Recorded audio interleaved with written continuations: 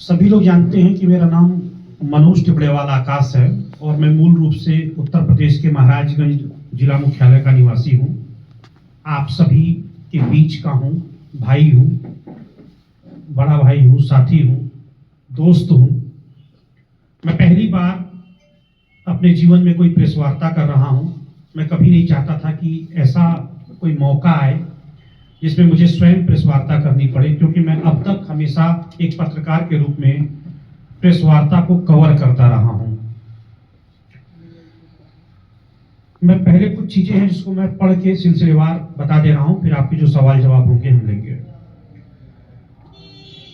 Supreme court में याचिकाकर्ता वरिष्ठ पत्रकार मनोज टिपड़ेवाल आकाश की पत्रकार वार्ता।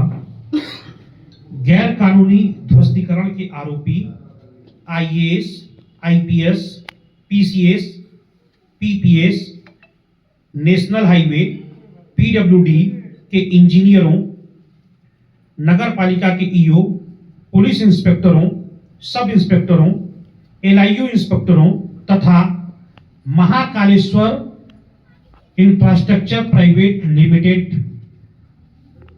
कंपनी के मालिकों, ठेकेदारों सहित 26 लोगों के खिलाफ आजीवन कारावास की धाराओं में दर्ज हुई एफआईआर के संबंध में यह मैं प्रेस वार्ता कर रहा हूं, जो कल रात में महाराजगंज कोतवाली थाने में दर्ज की गई है। हम सभी 21वीं शताब्दी में इसमें जी रहे हैं। क्या हम कभी सपने में इस बात को सोच सकते हैं कि हम और आप अपने घर के अंदर बैठे हों और अचानक हमारे और आपके घर के अंदर पुलिस वाले बिना परमिशन, बिना वारंट के घुस जाएं और घर के सभी महिला पुरुष सदस्यों को जबरदस्ती बाहर खींचकर निकाल दें? बिना वारंट पुलिस घुसती है। 13 सितंबर 2019 को महाराजगंज स्थित मेरे पैतृक घर में पुरुष पुलिस के सदस्य, मेरे छोटे भाई की गर्भवती पत्नी गैस चूल्हे पर दूध उबाल रही थी। उनको दूध उबलते हुए गैस चूल्हे को बंद करने का मौका दिए बिना जबरन साड़ियों के साथ पकड़ के खींचा गया और यहां तक कि मंदिर और कैश बॉक्स को 1 मिनट का निकालने का वक्त नहीं दिया गया। बिना लिखित नोटिस के घर व दुकान के समस्त सामानों सहित, दवाइयों सहित घर के फर्नीचर, फ्रिज, टीवी, बेड, सभी सामानों सहित बुलडोजरों से पलक झपकते ही आपके जीवन भर की मेहनत की कमाई गिरा दी जाती है। और वह भी यह बोलकर कि जिलाधिकारी का आदेश है, आपके मकान को गिराना है। और 1 मिनट का वक्त नहीं, मंदिर और कैश बॉक्स निकाले जाएं, इतना वक्त आप नहीं देंगे। मानवता को शर्मसार करने वाला तथा देश के संविधान व लोकतंत्र की धज्जियां उड़ाने वाला यह बर्बर हादसा, अमानवीय जुल्म और अत्याचार और गैर संवैधानिक कृत्य मेरे व मेरे परिवार के साथ 13 सितंबर 2019 को दोपहर 2 बजे महाराजगंज जिले के तत्कालीन जिलाधिकारी अमरनाथ उपाध्याय ने अपने साथी पुलिस व प्रशासनिक अफसरों के साथ मिलकर किया। इस जुल्म व अत्याचार को लेकर मेरे द्वारा माननीय सुप्रीम कोर्ट को लिखे गए 4 पन्ने के शिकायती पत्र का स्वतः संज्ञान देश की सर्वोच्च अदालत माननीय सुप्रीम कोर्ट ने लिया और मेरे शिकायती पत्र को ही रीट में बदल दिया और फिर शुरू हुई मामले की व्यापक सुनवाई। इस मामले में लंबी अदालती लड़ाई के बाद दिनांक 6 नवंबर 2024 को माननीय सुप्रीम कोर्ट के मुख्य न्यायाधीश डॉक्टर डीवाई चंद्रचूड़ के नेतृत्व वाली 3 सदस्यीय खंडपीठ ने एक ऐतिहासिक फैसला दिया। इसमें माननीय सुप्रीम कोर्ट ने मेरे पैतृक मकान को गैर विधिक तरीके से गिराने के लिए अफसरों को पूर्ण रूप से दोषी पाया और कहा कि मनोज टिबड़ेवाल आकाश का मकान पूरी तरह से जायज था। इसके बाद गैर कानूनी तरीके से पैतृक मकान को ध्वस्त कर दिया गया था, जो पूरी तरह असंवैधानिक कृत्य है। माननीय सुप्रीम कोर्ट ने इस मामले में बेहद सख्त आदेश देते हुए इस मामले में राज्य सरकार पर 25 लाख रुपए का दंडात्मक जुर्माना लगाया और इस 25 लाख रुपए को तत्काल याचिकाकर्ता यानी मुझे मनोज टिबड़ेवाल आकाश को देने का आदेश दिया। इसके साथ ही माननीय सुप्रीम कोर्ट ने मेरे पैतृक मकान व दुकानों के ध्वस्तीकरण का मुआवजा अलग से देने का आदेश दिया। माननीय सुप्रीम कोर्ट ने अपने आदेश में कहा कि गैर विधिक ध्वस्तीकरण के समस्त दोषियों के खिलाफ मेरी तहरीर पर उत्तर प्रदेश के मुख्य सचिव और उत्तर प्रदेश के डीजीपी यानी कि पुलिस महानिदेशक तत्काल एफआईआर पंजीकृत करें तथा सबसे महत्वपूर्ण बात यह है कि इस केस की विवेचना का आदेश माननीय सुप्रीम कोर्ट ने किसी जिला पुलिस को नहीं दिया बल्कि यूपी सीबीसीआईडी से कराने का आदेश दिया है। यहां मैं सबसे महत्वपूर्ण बात उल्लेखित करना चाहता हूं, यदि उत्तर प्रदेश की सीबीसीआईडी ने निष्पक्ष न्याय नहीं किया तो यह केस मैं सीबीआई तक लेकर जाऊंगा और इस केस में जैसे इतिहास बने हैं अलग अलग, उसी तरह से इस मकान को गिराए जाने के ध्वस्तीकरण के मामले की जांच यूपी सीबीसीआईडी के बाद सीबीसीआईडी से मैं कराने का पूरा प्रयास करूंगा। में माननीय सुप्रीम कोर्ट के आदेशानुसार अपर मुख्य सचिव गृह और पुलिस महानिदेशक ने मुकदमा अपराध संख्या 629/2024 629/2024 धारा 147, 166, 167, 323, 504, 506, 427, 452, 342, 336, 355, 420, 467, 468, 471 और 120 बी के अंतर्गत एफआईआर पंजीकृत कराई है। इन धाराओं में आजीवन कारावास की सजा का प्राविधान है।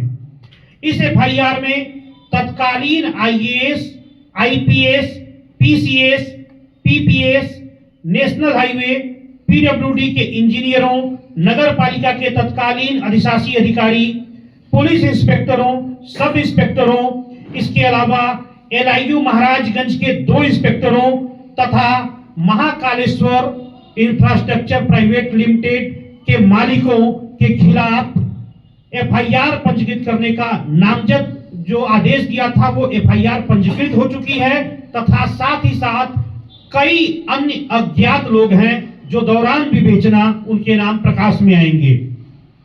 अब इनका नाम मैं आपको बताना चाहता हूं। जिन लोगों के खिलाफ एफआईआर हुई है उनके पद नाम के साथ कुल 26 लोग हैं, जिनमें तत्कालीन जिलाधिकारी और 2010 बैच के आईएएस अफसर अमरनाथ उपाध्याय, तत्कालीन अपर जिलाधिकारी कुंज बिहारी अग्रवाल, तत्कालीन कार्य अधीक्षक एसओडब्ल्यू अविनी राजमार्ग लोक निर्माण विभाग गोरखपुर मणिकांत अग्रवाल, अशोक कन्नौजिया अधीक्षण अभियंता राष्ट्रीय मार्ग वृत्त लोक निर्माण लखनऊ, नेशनल हाईवे के आरओ दिग्विजय मिश्रा, नगर पालिका महाराजगंज के तत्कालीन अधिशासी अधिकारी राजेश जायसवाल, नेशनल हाईवे के स्थानिक अभियंता आरके सिंह, नेशनल हाईवे के स्थानिक अभियंता देवानंद यादव, महाराजगंज के तत्कालीन अपर पुलिस अधीक्षक आशुतोष शुक्ला, महाराजगंज के तत्कालीन एलआईयू इंस्पेक्टर राजन श्रीवास्तव, वर्तमान में महाराजगंज में कार्यरत एलआईयू इंस्पेक्टर संतोष सिंह, तत्कालीन शहर कोतवाल सर्वेश कुमार सिंह, तत्कालीन पुलिस इंस्पेक्टर निर्भय कुमार सिंह, तत्कालीन sub inspector SK Singh Raghuvanshi, तत्कालीन नगर चौकी इंचार्ज नीरज राय, तत्कालीन सब इंस्पेक्टर अविनाश त्रिपाठी, तत्कालीन सब इंस्पेक्टर जयशंकर मिश्र, तत्कालीन सब इंस्पेक्टर रणविजय, तत्कालीन सब इंस्पेक्टर कंचन राय, तत्कालीन सब इंस्पेक्टर मनीषा सिंह और महाकालेश्वर इंफ्राटेक प्राइवेट लिमिटेड के डायरेक्टर, मालिक, ठेकेदार अनुज सिंह और सुनील द्विवेदी। इसके अलावा महाकालेश्वर इंफ्राटेक प्राइवेट लिमिटेड के प्रोजेक्ट मैनेजर एच.एन. पाल, उनके कर्मचारी संतोष, टीम लीडर यानी कि अथॉरिटी इंजीनियर एस.के. वर्मा, अधिकृत अभियंता राकेश कुमार। ये 26 लोग नामजद हैं और इनके अलावा कई अन्य अज्ञात हैं जो दौरान विवेचना जिनका नाम प्रकाश में आएगा वो भी आरोपी बनेंगे और उनको सजा मिलेगी। मैं दोहराना चाहता हूं, यहां पर उत्तर प्रदेश सीबीसीआईडी से जांच का आदेश दिया गया है, लेकिन एक पीड़ित के तौर पर यदि यूपी सीबीसीआईडी उत्तर प्रदेश के किसी भी आईएएस आईपीएस के दबाव में आकर गलत विवेचना करती है तो मैं पुनः माननीय सुप्रीम कोर्ट के पास जाऊंगा और इसकी विवेचना सीबीआई को ट्रांसफर करवाऊंगा ताकि दूध का दूध और पानी का पानी हो। इस एफआईआर के अलावा कहा है कि समस्त दोषी अफसरों के खिलाफ कठोरतम विभागीय दंडात्मक कार्रवाई उत्तर प्रदेश के मुख्य सचिव 1 महीने के अंदर करें तथा 4 महीने के अंदर समस्त जांच पूरी कर अवगत कराएं। माननीय सुप्रीम कोर्ट ने अपने ऐतिहासिक आदेश में देश भर के समस्त मुख्य सचिवों को अपने रजिस्ट्रार जनरल के माध्यम से आदेश भेजा है कि अब देश में किसी भी नागरिक का दुकान और मकान, कोई भी संपत्ति बिना पूरी प्रक्रिया अपनाए नहीं गिराई जा सकती। माननीय सुप्रीम कोर्ट ने कहा किसी भी नागरिक के लिए अंतिम सुरक्षा उसका घर ही होता है।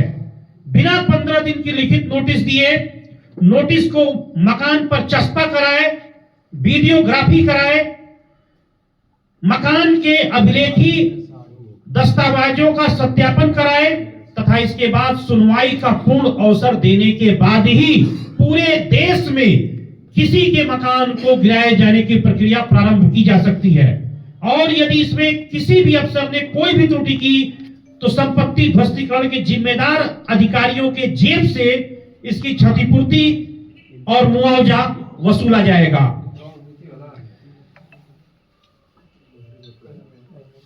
मेरी पूरी कोशिश रहेगी कानून के मुताबिक, देश में कानून का राज है और कानून के मुताबिक इन सभी दोषियों को कठोर से कठोर सजा मिले। मैं इस जीत के लिए महाराजगंज जिले से लेकर नई दिल्ली तक अपने पत्रकार मित्रों का कोटि कोटि धन्यवाद देता हूं। माननीय राष्ट्रीय मानव अधिकार आयोग ने और माननीय सुप्रीम कोर्ट ने सच का साथ नहीं दिया होता तो मैं यह लड़ाई नहीं लड़ सकता था, क्योंकि मैं जिनके खिलाफ लड़ाई लड़ रहा हूं वे बेहद ताकतवर लोग हैं और वर्तमान में सिटिंग आईएएस आईपीएस हैं। ब्यूरोक्रेसी से लड़ना कोई आसान बात नहीं होती, लेकिन मैं अपने पत्रकार साथियों, अपने शुभचिंतक मित्रों की वजह से मैं इस लक्ष्य तक यहां पर पिछले 5-5.25 साल में पहुंच पाया हूं। मेरा यह मानना है कि लड़ाई मेरी केवल अकेले की नहीं थी। शहर भर में बड़े पैमाने पर तोड़फोड़ की गई। मैंने कोई बताने को तैयार नहीं कि क्या आंकड़ा है। मजबूर होकर मैंने भारत की संसद में यह सवाल उठवाया कि आखिरकार महाराजगंज में क्या तोड़फोड़ हुई है, कितने लोगों की हुई है NH 730 के निर्माण पर, क्या इसका कोई आंकड़ा है।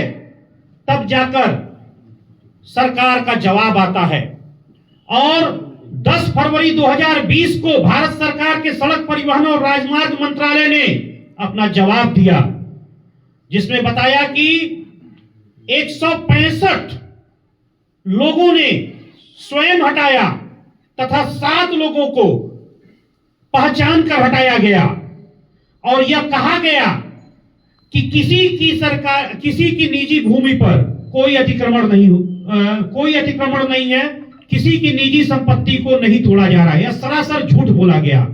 महाराजगंज में हजारों लोगों का मकान तोड़ दिया गया। अभी मेरे पास 6 नवंबर के इस आदेश के बाद देश भर से कई हजार फोन कॉल आए, महाराष्ट्र से, आंध्र प्रदेश से, कर्नाटक से, हरियाणा से और अपने पूर्वांचल से उत्तर प्रदेश के। मैं उदाहरण स्वरूप एक नाम लेना चाहता हूं। फरिंदा से कैंपियरगंज की तरफ जाने पर कैंपियरगंज में एक जायसवाल जी हैं, संभवतः रणवीर जायसवाल या रणधीर जायसवाल है, उनका जेके टायर का कोई शोरूम था। वो मेरे पास आए महाराजगंज मुझसे मिलने इस आदेश के बाद और रोने लगे मेरे सामने और कहे कि श्रीमान जी, मेरा 55 फीट सड़क पर चौड़ा और 60 फीट गहरा मकान इसी सितंबर 2024 में अधिकारियों ने अंधेर गर्दी करते हुए बिना अधिग्रहण, बिना मुआवजे के गिरा दिया। अब ऐसे लोगों को न्याय मिलेगा। अब महाराजगंज के कॉलेज रोड पर जो तोड़फोड़ होनी है, कोई तोड़फोड़ 1 इंच की जिला प्रशासन का कोई अधिकारी नहीं कर सकेगा। मैं अपने रहते हुए महाराजगंज से ठूठीबारी तक 1 इंच भी किसी का अतिक्रमण के नाम पर झूठ बोलकर कि अतिक्रमण है नहीं तोड़ने दूंगा। सबसे पहले किसी भी व्यक्ति की जमीन यदि लेनी है तो अभिलेखी सत्यापन करके उसका मुआवजा दिया जाएगा, अधिग्रहण किया जाएगा, फिर ही तोड़ सकते हैं। आगे मैं कहना चाहता हूं कि यह लड़ाई, जैसा मैंने बोला कि केवल मेरी अकेले की नहीं थी, शहर भर में बड़े पैमाने पर तोड़फोड़ की गई।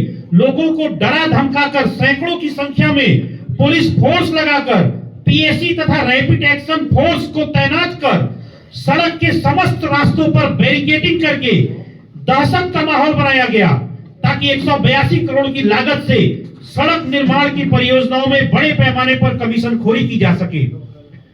शहर के हजारों लोगों को डरा धमकाकर खुद मकान तोड़ने पर मजबूर कर दिया गया और किसी को भी 1 रुपए का मुआवजा नहीं दिया गया। आखिर क्यों? मैंने अपना मकान प्रशासन से आतंकित होकर नहीं तोड़ा तो जबरन बुलडोजरों से ध्वस्त करा दिया गया। जिन सैकड़ों लोगों के मकान आतंकित कर स्वयं तोड़ने पर मजबूर किया गया, उनमें से कई लोगों की मौत सदमे व हार्ट अटैक की वजह से हो गई। इन मौतों का जिम्मेदार कौन है? यह बड़ा सवाल है। पुलिस की गाइडलाइंस है कि किसी भी कस्बे के बीच से हाईवे नहीं निकाला जा सकता।